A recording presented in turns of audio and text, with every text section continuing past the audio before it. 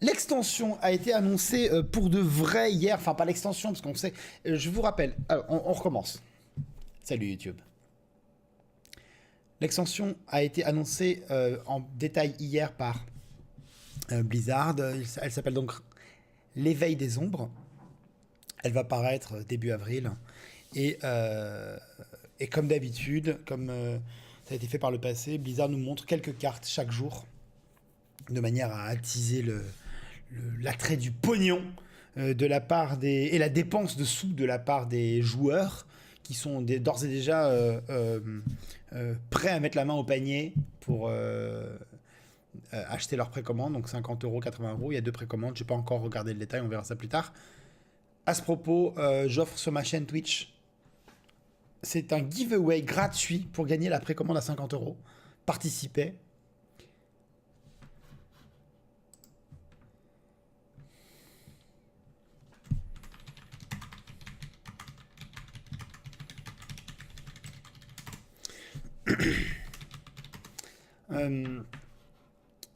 On va passer en revue aujourd'hui les 8 premières cartes en détail et ensuite je ferai une autre vidéo pour l'avenir, mais on va commencer comme ça. Dans l'ordre alphabétique, les 8 premières cartes, on commence par Aide de la forêt qui dévoile une nouvelle mécanique de l'extension qui est une... Bonjour Cornis Clovillac, qui est un sort double. Donc un sort double, qu'est-ce que c'est? C'est une sorte de sort écho. D'accord, à 2 nuances près. Tout d'abord, c'est un sort double, c'est-à-dire qu'il va réapparaître une fois dans la main et non pas comme écho à chaque fois que vous jouez la carte.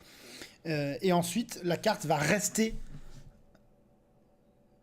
dans votre main. Là, il s'agit d'un sort druide qui coûte 8 et qui correspond beaucoup plus à l'optique druide selon Blizzard. C'est d'ailleurs pour ça qu'ils ont retiré acclimatation pour la prochaine extension. Elle invoque 5 tréants 2-2. Donc pour 8 mana, 5 tréants 2-2, ça m'a l'air faible.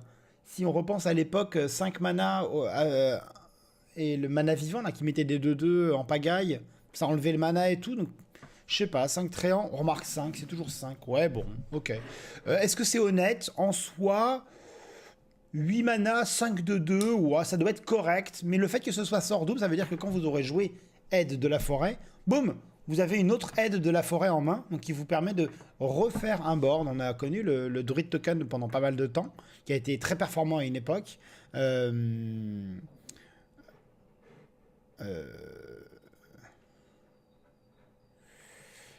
Donc, ça sera jouable à partir du moment où Druid existera autrement qu'avec des débiles OTK, Akar et autres combos malignes comme Sirpilleur ou Maligos, etc. Donc oui, c'est dans l'optique, ça colle avec Druid, mais 8 mana, c'est quand même cher, même pour un Druid, hein, sachant que là, ouais, à mon avis, le petit esprit là, il va... Le petit esprit 3-1 qui donne un mana. Bon... Je suis pas sûr que ce soit une carte qui verra le jour en standard, ça m'étonnerait même. On continue avec une autre carte. Alors là, beaucoup plus à dire. J'y ai un peu réfléchi. Il s'agit d'un serviteur légendaire qui coûte 7, qui est 6-6 et qui a pour cri de guerre, si votre deck est vide, invoque 6 élémentaires ombre flamme.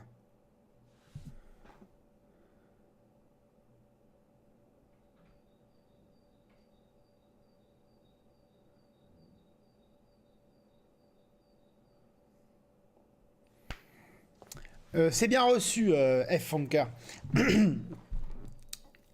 Oh, il y a Elfette. Attendez, stop. Coupure. Bonjour, Elfette. C'est très important. Donc, Elfette, on voulait faire un stream boobs. Il y a déjà l'Estadous qui est partante. Et voilà, on voulait savoir. Tu vois. Bon, on recommence. Plein de bisous, Elfette. Je te taquine. Donc un serviteur légendaire 7 qui coûte 7 et qui est 6-6 qui a pour cri de guerre, si votre deck est vide, invoque 6 élémentaires ombre flamme. Oléiflamme, pardon, c'est un peu les ombres flammes que génère le pouvoir héroïque de Jaraxxus. Alors concrètement, ça veut dire que quand on a un deck vide pour 7 mana, on remplit le board de 6-6. Ok? Remplir le board de 6-6, bah, c'est fort. Ça ressemble beaucoup à Alana. Disons que dans un jeu match control tel qu'il existe aujourd'hui, Alana, c'est celle qui est 3-3 pour 9 et qui invoque autant de 5-5. On a joué de sort cher pendant la partie. Qui, grosso modo, arrive à avoir une force à peu près comme Chef Nomi, mais en moins bien, avec des conditions incroyables pour générer les 5-5, mais on la joue généralement à la toute fin quand l'autre a épuisé toutes ses AOE pour remplir un board et le tuer derrière. Ben là, avec Chef Nomi, c'est la même chose. Aujourd'hui, si j'avais un jeu match control et j'en joue un, j'enlèverais simplement Alana et je mettrais Chef Nomi à la place. Parce que c'est bien meilleur dans un jeu où Alana, de toute façon, on la joue quand le deck est vide. Hormis ça, on peut penser à des combos, tout simplement, à essayer de le jouer le plus vite possible avec éléments instables de Mira. Hein. C'est ce que tout le monde a dit sur les réseaux sociaux depuis hier soir. Voilà, c'est le sort légendaire voleur qui coûte 5 et qui dit piocher le reste de votre deck. Ça donnerait tour 10. Tour 10 ? Attends, ça fait tour 10 ou tour 9 ? Bon, peu importe. Attends, 5, 8, 9, tour 9, tour 8 avec la pièce. Ça peut faire Chef Nomi, pièce, préparation, éléments... Non, plutôt préparation... Non, alors attendez, dans l'ordre, faut pas se tromper. Tour 7, on fait... Tour 8. Tour 8, vous faites pièce, vous avez 9 mana. Préparation, élément instable de Mira. Vous avez déjà bien vidé votre main. Il vous reste 7 mana. Vous piochez tout votre deck. Vous avez Chef Nomi, vous jouez Chef Nomi, et on est tour 7, et tour 8, et vous avez un board de 6-6 que l'autre pourra, à moins qu'il joue prêtre, parce que généralement prêtre a de quoi gérer ce genre de choses, vous pourrez détruire votre adversaire. Voilà, c'est un serveur de kebab ou de côtelettes, je sais pas trop, grillé. Est-ce que ça va être jouable ? Ça va être tenté en tout cas, parce qu'avoir un board énorme, c'est très très bien. Maintenant, est-ce que ça va être très fort? Je ne sais pas. Ça peut être une simplement fausse bonne carte. Avoir un deck vide, c'est très compliqué, hormis quand on joue effectivement un élément instable de Mira ou qu'on joue un jeu super contrôle. Dans un jeu contrôle, ça m'a l'air d'être une carte de kill vachement bonne quand on a bien usé l'adversaire et de lui dire, bah voilà, maintenant on a un board. On va voir. Mais en tout cas, Chef Nomi... ça va être testé et ça fait partie des cartes qui peuvent vraiment rentrer dans le deck contrôle à mon avis. On verra ça. Attendez. On va continuer avec la joaillère. Oui, je vois qu'on me dit on peut aussi brûler le Chef Nomi, c'est vrai. Mais on peut l'avoir en main aussi. Hein. Bref. Joaillère Sorcegarde, c'est un serviteur à nouveau neutre qui coûte 3, qui est 3-4 et qui a pour cri de guerre, votre héros ne peut pas être la cible de sorts ou de pouvoirs héroïques jusqu'à la fin du prochain tour. Une espèce de bouclier pendant un tour qui empêcherait les OTK à base de dégâts directs ou d'attaques de ouf. Attends, mais si on peut être attaqué en fait. Non, bah c'est de la merde. C'est bon, j'ai changé d'avis. Je pensais que c'était pas si mal, mais c'est de la merde. Parce que une 3-4 pour 3, c'est très très bien. C'est bien pour prévenir d'un OTK, mais les OTK à dégâts, il n'y en a pas des millions. Si le type vous met une attaque mentale à 40, bah, si vous êtes à 35, vous mourrez malgré ça. Ça ne vous rend pas insensible. Hein, donc vous pouvez pas être ciblé, mais vous pouvez être attaqué en pleine tête par une ruée de serviteurs, du Chef Nomi par exemple, etc. Donc pour moi, c'est un peu de... Attaque mentale passe à travers et une attaque tout simplement passe à travers. Donc bon, je pense que c'est... S'il y a un OTK qui veut se mettre en place et qui est à base de dégâts directs, Joaillère va le contrer. Bon, est-ce que ça sera le cas? Je sais pas. Il pourrait être tué et ensuite mis dans la tête. Ça me paraît... meuf. Coucou tout le monde. Merci. Faut que je le mette là plutôt. Merci Décide. Des millions de bisous. Coucou tout le monde. Coucou toi. Je vais vous présenter la prochaine carte. Elle s'appelle... Alors elle coûte 10. Et elle est 4-12. Alors j'ai tout de suite une remarque à faire sur cette carte. Elle est 4-12. C'est Maligos qui est 4-12. 4-12 pardon. C'est un dragon. C'est Isra qui est 4-12. C'est un dragon. Donc c'est un dragon. Mais Maligos et Isra coûtent 9. Et là, on sent, moi, ce que j'ai senti vraiment en voyant ça, surtout d'après le texte, hein, vous allez voir, on va regarder ensemble, c'est que Blizzard s'est dit, hop, ça pue l'OTK, ça pue le sort moisi, les gars, faut que ça coûte 10. On s'est déjà fait baiser par Aviana. Aviana qui coûtait 9, maintenant elle coûte 10. Et on peut plus faire la combo de ouf avec Kuhn. Avec Kuhn. On sait pas comment on dit. Jeff Koons. Donc on va pas faire ça. On va dire qu'il coûte 10. Ensuite, qu'est-ce qu'il fait Kalekgos, il est 4-12. C'est un dragon. Et c'est une carte mage. Il est légendaire, bien sûr. Pardon. Votre premier sort de chaque tour coûte 0. Alors, est-ce que ça peut passer Qu'est-ce que ça veut dire, le premier sort? Ça veut dire qu'à chaque tour, donc le premier coûte 0, ce qui veut dire que le tour où vous le posez, Kalekgos, vous le jouez, parce que pour qu'il ait... Oh, attendez, je viens de voir un truc, là. Oulala, je reprends cette carte. Oh là, j'ai raté un truc. C'est un effet permanent, ce qui veut dire que si vous amenez le Kalekgos par un autre effet, son effet de premier sort qui coûte 0, ça marche. Par exemple, hein, si vous avez une Chantal Goya que vous tuez et qui ramène Kalekgos de votre deck, l'effet premier sort coûte 0, ça fonctionne. Voilà, juste pour info. Et ensuite, Cri de guerre découvre un sort qui est donc, je vous rappelle, hein, on vous montre 3 sorts de mage, parce que vous jouez mage normalement, et vous en choisissez un, sachant que ce sort-là va coûter 0. Ce qui permet, hein, théoriquement, d'envoyer une pyro, une explosion pyrotechnique, hein, c'est la première carte à laquelle on pense, de 10 dégâts dans la tête de votre adversaire. Donc est-ce que ça va être bien? Premier sort. Je pense que non, ce sera pas bien. C'est un dragon. Mais aujourd'hui, il restera en standard, il restera Isra et Alexstrasza comme dragon. Je suis pas sûr que Kalekgos trouve sa place un jour dans un jeu contrôle. Et puis dans un autre jeu, à quoi ça sert de dépenser 10 mana pour avoir un sort qui coûte 0? Faudra voir, faudra re-regarder tous les sorts de mage un par un quand toute l'extension sera dévoilée pour savoir s'il y a un sort qui peut vraiment tout cramer. Voilà.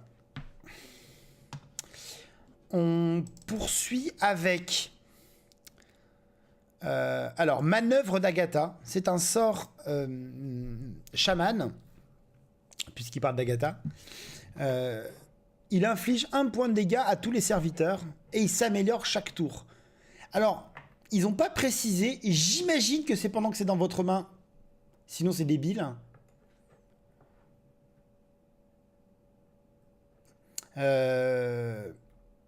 Donc, pour 5, vous avez 1 dégât. Je sais que ça monte à 2 dégâts à tous les serviteurs, 3 dégâts à tous les serviteurs, 4 dégâts à tous les serviteurs. Alors, ça pourrait monter indéfiniment, ce qui voudrait dire qu'un chaman contrôle, hein, ce qu'il n'a jamais vraiment réussi à voir le jour, hein, notamment à cause du pouvoir héroïque qui est plutôt agressif souvent. Enfin, ça fait des bêtes et ça pond des totems et on a envie de les utiliser pour taper l'adversaire plutôt, quoi.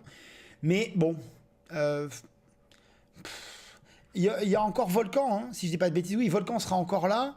Entre Volcan et Tempête de Foudre, est-ce qu'il y a besoin d'autre chose? Et puis Agatha qui reste encore 1 an, je vois pas trop. Donc bon, je suis pas convaincu du tout par cette carte, qui est trop faible pour moi. Non, Volcan part. Ah pardon, toi pour moi. Ouais, bon, même Volcan t'es pas surjoué, hein.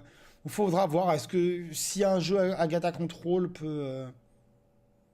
Ouais, bof. Moif. Je suis vraiment pas convaincu. Ouais, vraiment, bon. On verra pour mettre des notes aux cartes à l'avenir. Mots interdits. Alors voilà une carte extrêmement intéressante. Je vais revenir dessus en dernier. Je vais partir avec le voyou du mal, du MAL. Je ne sais pas s'il y aura une signification ou pas. C'est un serviteur voleur qui coûte 3 et qui est 1-5, donc c'est quand même extrêmement solide. Et qui pour combo, donc quand c'est pas la première carte que vous jouez ce tour-ci, ajoute 2 laquais aléatoires dans votre main. Alors 2 c'est énorme. Vous allez voir, les laquais sont loin d'être des cartes faibles. Je vais vous les montrer. Qu'est-ce que c'est les laquais? C'est une série de 5 serviteurs propres à l'extension. Alors, on va centrer l'image et l'agrandir comme ça. Voilà. Alors. Voilà, voilà. Alors, les laquais sont ces serviteurs-là. Ils sont 1-1 pour 1, d'accord? Mais ils ont des effets vachement puissants. Le premier, c'est le laquais ensorceleur qui a pour cri de guerre de transformer un serviteur allié en un serviteur coûtant 1 de plus. Pour 1 mana, c'est vraiment un... C'est une évolution instable qui met un 1-1. C'est très correct. Le deuxième, pour 1 mana, inflige 2 points de dégâts. Et 1-1, c'est quand même super bien. Pour 1, vous mettez 2 et vous développez un 1-1. Le troisième, pour 1-1-1 toujours, cri de guerre donne plus 1 attaque et ruer un serviteur allié. Probablement un des moins bons des laquais. C'est pas mal de donner... mais ça peut auto-donner le plus 1 et ruer au 1-5 qu'on vient de poser. Ensuite, le quatrième invoque un serviteur aléatoire coûtant 2, ce qui est très correct. Sauf quand on tombera sur Hospice Funeste, mais c'est très bien d'avoir gratuitement un serviteur qui coûte 2. Et cinquième, découvre un sort, qui est probablement le meilleur, je pense, avec celui de gauche. Hein. Transformer un serviteur en un serviteur qui coûte 1 de plus, et découvrir un sort, c'est vraiment bien. Et le 1-5 qu'on vient de voir va vous... pardon, je retrouve... Voilà, le serviteur qu'on vient de montrer en laquais, en voleur, va vous en donner 2 des laquais. Et 2, c'est beaucoup. Hein. 2, c'est vraiment beaucoup parmi les 5. Voilà. Honnêtement, hein, je pense pas que cette carte sera très jouée. Voleur, c'est pas contrôle, ça doit être bien aggro. Est-ce qu'ils sont vraiment aggro? Ils le sont, mais c'est assez faible comme agressivité. Ça, c'est pas un pirate. Bon, voilà, je suis pas... Elle est rigolote, Quand vous allez jouer voyou du mal, qui va vous donner le serviteur qui découvre un sort, qui va vous donner le sort, élément instable de Mira, qui va vous faire piocher le deck, qui va vous faire jouer Chef Nomi, ce sera marrant. Mais sinon, on laissera cette carte à Tarz, comme d'hab. Il testera et il dira « Bah, ça marche pas !» Mais c'était marrant, c'est bien marré en stream, hein. Je vous ai fait une vidéo YouTube. Voilà, ça en restera là, je pense. Bisous Tarz, hein. C'est rien contre toi, c'est juste que t'es le pote marrant qui fait des decks marrants, quoi. Bref. On dévoile désormais la carte de l'extension, celle qui représente l'extension. Il y a eu Roi Lich à une époque, et ben là, c'est Prince du Mal Rafam. Prince du Mal Rafam, qui coûte 7 et qui est 7-8, c'est un serviteur légendaire démoniste. Provocation, donc... En soi, c'est parfait, hein. 7-8 provocation pour 7, c'est génial. Mais il a un effet, en plus de tout ça, qui a...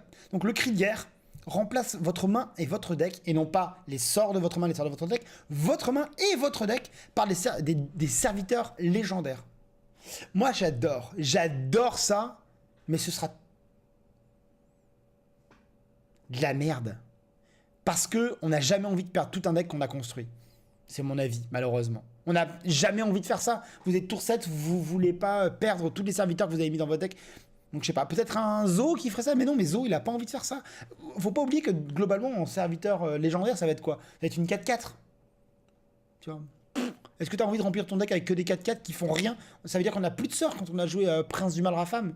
Voilà, faut trouver une combo incroyable, mais en soi ce sera fun. Ça permettra de jouer avec plein de légendaires. Mais bon, à part ça, ce sera rigolo. Enfin, la carte qui m'intrigue le plus, j'ai extrêmement de mal à la jauger, parce que j'ai l'impression qu'on peut globalement la jauger indépendamment du reste de des adversaires, quoi. Des cartes, pardon. C'est un sort prêtre, il y a fort à parier qui en est dans toutes les classes. C'est un sort qui coûte 0, comme il y a eu à une époque déjà. Ça dépense tous vos cristaux de mana. Et là... ça détruit un serviteur avec le même montant d'attaque ou moins. Ça veut dire, par exemple, à un moment dans la partie, au tour 5 par exemple, il vous reste 5 mana, vous n'avez pas joué, vous jouez mots interdits, vous perdez les 5 mana, donc votre tour va voilà, et vous détruisez un serviteur qui coûte 5, qui a 5 d'attaque ou moins, mais en le visant. D'accord? C'est pas aléatoire ou adversaire, non, c'est n'importe quel serviteur. Donc ça peut servir à tuer un serviteur qui coûte 0 en ayant 0 mana. S'il y a une combo quelconque qui se met en place et vous êtes tour 10, vous êtes vous avez utilisé tous vos mana pour mettre en place une combo DK et qu'il vous faut tuer quelqu'un, boum, pour 0 vous pouvez. Par exemple, vous pouvez tuer Mektoun.